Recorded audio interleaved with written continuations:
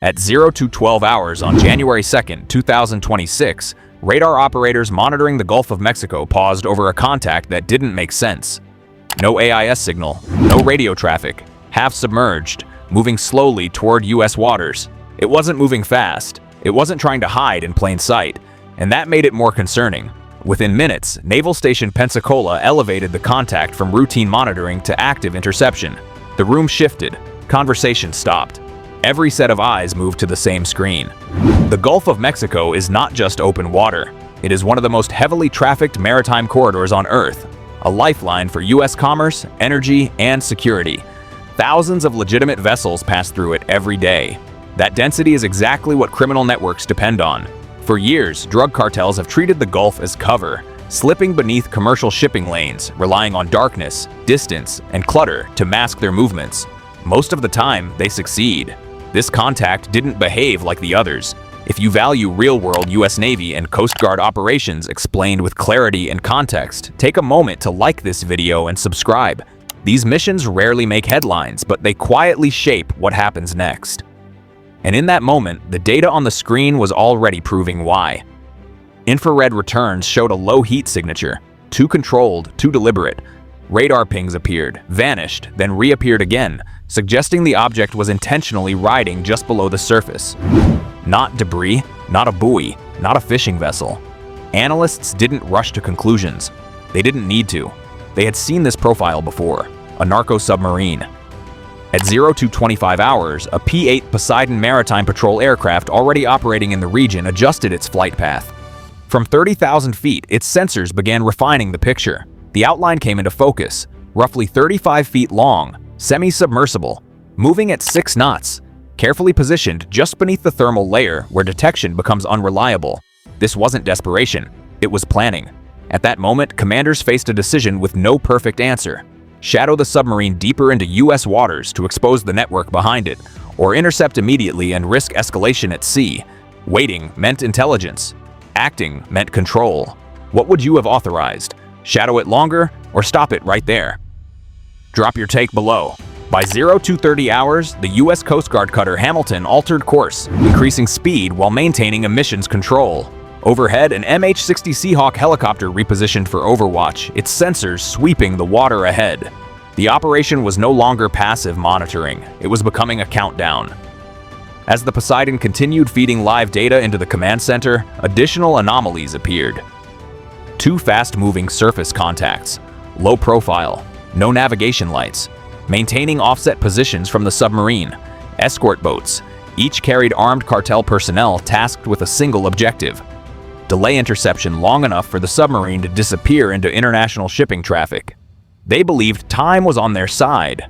At 0 to 46 hours, Commander Rachel Decker aboard the Hamilton issued a calm, measured order: shadow tracking only, no engagement, every movement recorded, every sound logged. The objective wasn't confrontation, it was control. Passive sonar came online. Every vibration in the water was stripped of background noise and analyzed in real time. Within minutes, analysts isolated a repeating low-frequency pulse, mechanical, deliberate, unmistakably artificial. The submarine was alive and moving east. At 03:12 hours, it surfaced briefly to vent exhaust. 6 seconds. Barely enough time to breathe. It was enough. Execute phase delta. No sense of urgency was attached to the delivery of the order. Not that it was necessary. Each and every member of the crew was well aware of what it signified. With her engines exerting a great deal of force on the quiet water, the Hamilton sped forward dramatically. There was a rapid sequence of 2 interceptor boats that launched beyond the horizon, their hulls crashing into the waves as they accelerated. As the MH-60 Seahawk descended from the sky, the rotor wash caused ripples to appear on the surface of the Gulf of Mexico. This was the time that commanders attempted to delay, not because they were hesitant, but rather because once it started, there would be no return to the previous state of affairs. Once contact was made, the situation would only move in one direction. The escort boats reacted first. Muzzle flashes tore through the darkness as automatic fire erupted across the water. Tracer rounds carved sharp red lines through the night, skipping low and fast, closer than anyone on deck would have preferred. It wasn't controlled fire, it was rushed. On the Hamilton, no one shouted, no one rushed. Fire control solutions had already been calculated. The Seahawk banked hard, the pilot holding the aircraft steady as the GAU-21 came to life. The sound wasn't cinematic, it was mechanical and violent. A sustained roar that ended abruptly when one escort vessel detonated, collapsing inward before fire spilled across the surface. For a brief moment, the ocean glowed orange. Then it went dark again. The second escort attempted to break away, turning south at full speed. It didn't last long. Within seconds, it was disabled and left dead in the water, drifting without power. Only then did the focus return to the submarine. By 0407 hours, boarding teams were alongside the hull. Sailors moved fast but controlled, matching their approach to the rise and fall of the water. Boots slipped. Hands caught steel slick with fuel and salt. No one spoke more than necessary. The hatch resisted, just long enough to register. Then it gave way. There was a heavy concentration of chemical fumes and heat within the building, with crystal methamphetamine and liquid cocaine stuffed into industrial bags that filled the compartment from floor to ceiling. The container was completely filled, greater than 2,000 pounds in total.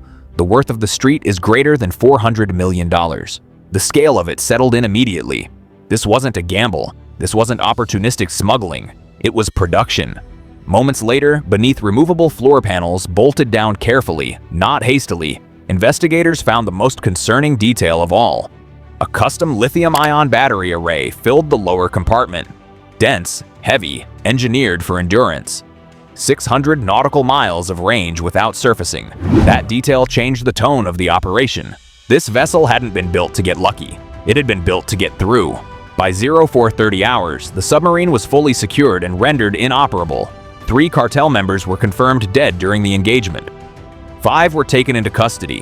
1 U.S. sailor sustained shrapnel wounds and remained conscious throughout. No one celebrated, because what mattered now wasn't just what had been seized. It was what had been revealed. As daylight approached, analysts began assembling the larger picture. The materials, the engineering, the logistics required to build something like this. None of it suggested a single run or an isolated cell. It suggested repetition. It suggested confidence. The seizure prevented hundreds of millions of dollars worth of narcotics from reaching U.S. shores. But more importantly, it exposed a capability that had been operating quietly beneath the surface, relying on anonymity and time. They were wrong. The United States Navy and Coast Guard didn't just stop a shipment that night. They disrupted a system. And that system had just been forced into the light. Over the course of the next few days, the exhaustive nature of this expedition will be disclosed. It was going to become clear to the authorities that this was not a one-time operation carried out by the cartel, to being a component of a wider network of drug smuggling enterprises, some of which had already evaded detection by the United States government.